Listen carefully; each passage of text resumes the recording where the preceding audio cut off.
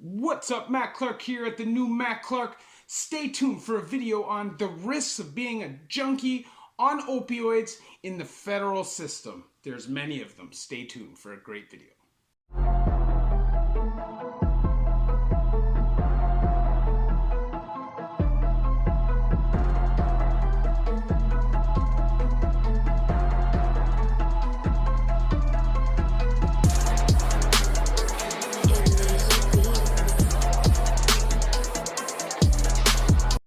What's up? What's good? Matt Clark here at the new Matt Clark. How are each and every one of you doing on this amazing Tuesday?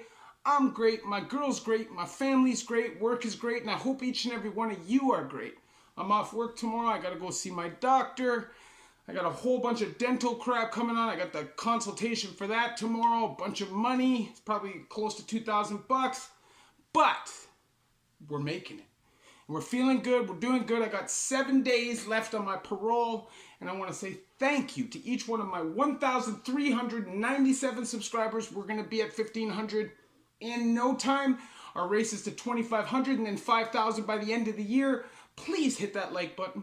And please hit that subscribe button and that bell notification button so you get these great and amazing videos when they're new. Also, if you could share with somebody on social media, it's a great way to help the channel. And there's a PayPal option if you would like to help and donate and support me. So, being a junkie in the federal prison on opioids, what are the risks? Now, there's lots of risks. We all know the risks that are usually, told about this, which is obviously debt, price. Drugs can be anywhere from 5 to 10 times more expensive than what they are in the street. So you can only imagine how much heroin costs. And believe me, they will give it to you on the cuff and allow you to bury yourself. Because you know what? If they take 1 gram of heroin and cut it down into 10 points and sell each one of those points for such a high amount of money, and then every once in a while, somebody takes off owing them 4, 5, 6, 7, 800 bucks, there's no loss, right? But I've seen it happen. I've seen it happen many times. I knew a kid who was selling heroin. This guy told him, you come sell heroin for me. I'll help you. I'll give you canteen. I'll give you this. And you'll get some free junk. The man ran around for like a month. At the end of it, the guy came up to him with a $1,500 bill. You owe me 1,500 bucks. What are you talking about? You said I was working 1,500. Man had to check out of the joint.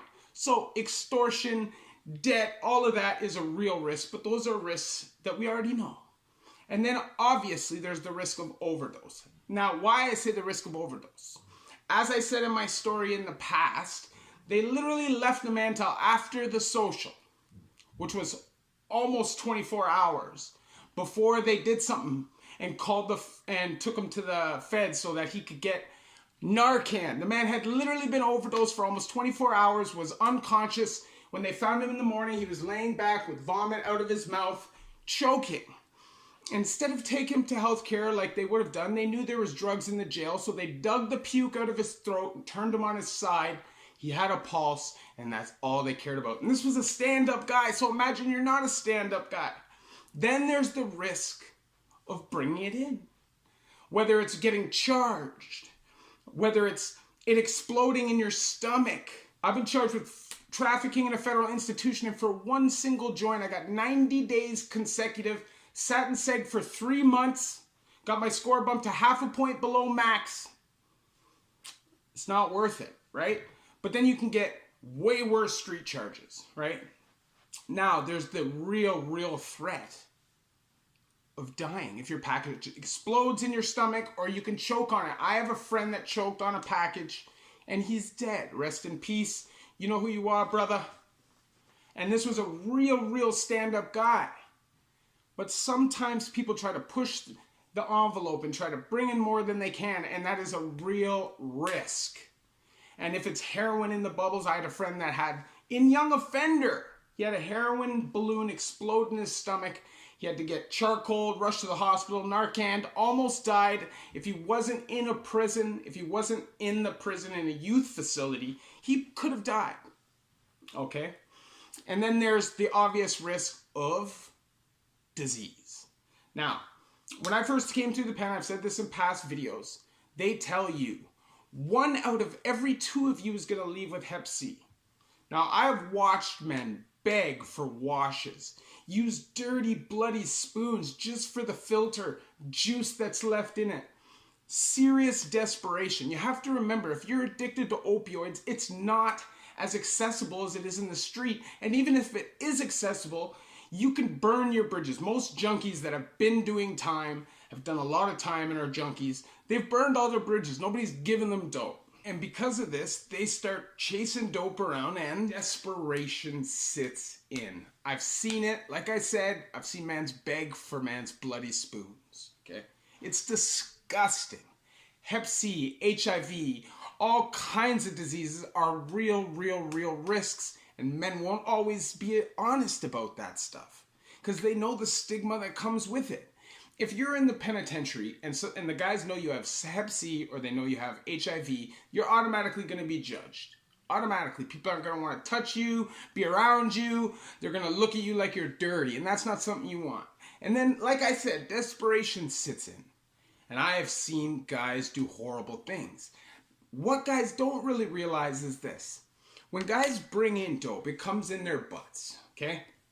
You don't know if stuff's seeping into that. You don't know if that person has Hep C. Now, if you're using heroin and you're intravenous using that heroin, that Hep C is going into your blood. If you sniff it, that Hep C is going into your nose. And believe me, you bleed in your nose, so you can catch it just as easily from sniffing as you can from banging. Blood on a straw, blood on a bill, blood on rolled up paper. It's another way that you can contract it. Then, a lot of people inside use the pharmaceuticals that are provided from the penitentiary. I know I had Suboxone. I sold Suboxone and traded Suboxone basically my whole last bit. Not sold, traded. Sorry. But at the end of the day, what's the risks? You know, I used to stick it. Remember, they're giving it to me in powder form. Okay? So I would stick it under my tongue. I would ball it up into a saliva ball and I would jam it up in my gum. It would sit there for about 20 minutes. I'd go back, I'd dry it out, and I'd sell it for tobacco or weed or whatever. I'd trade it. You know what I mean? Right? That's prison, man. So guys who get morphine beads, Acadia, these guys are puking it up. It's got their puke on it. And then there's the all-time most disgusting, desperate move, and it's called yak. And I don't know if any of you have heard about yak.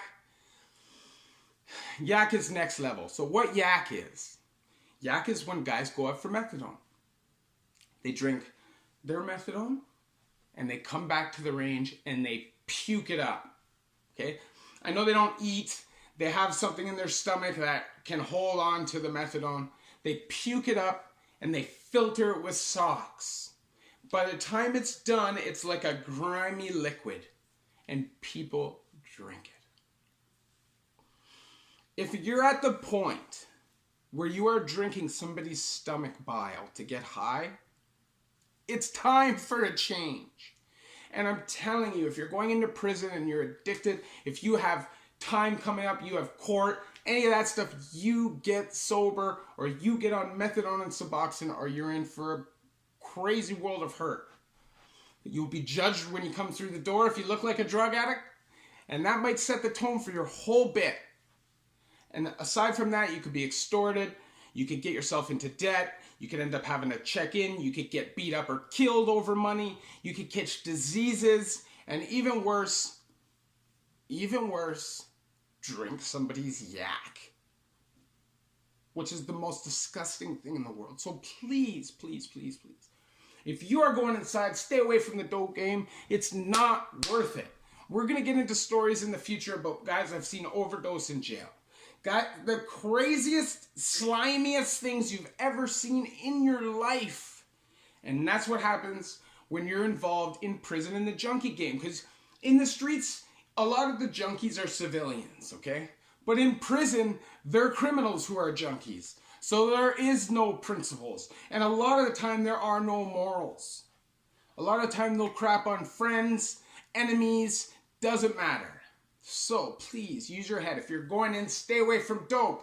I make these videos to try to motivate each and every one of you to get off of dope, get clean now, and if not possible, think about it. Just try to work that into your future. You know, accept that you can't keep going like this. Also, I want to help people stay out of prison, and that's why I made this video.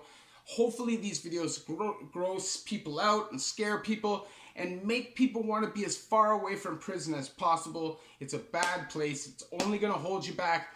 There's really good people losing their lives, really smart people who cannot have the impact on the world that they're meant to have because they're locked up in a box. So please stay away. If you like this video, please hit that like button.